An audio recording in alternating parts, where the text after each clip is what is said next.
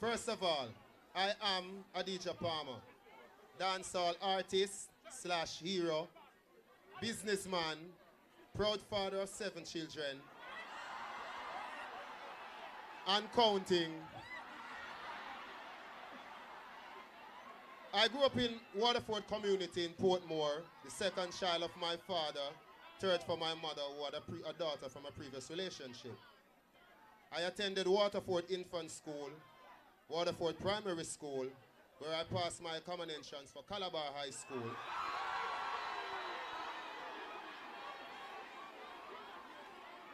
Where I was unfortunately expelled in the 10th grade for truancy, because at the time I had already engulfed my whole being and I was calling school to hang out at various corporate area studios and such. I knew from a tender age that I was destined for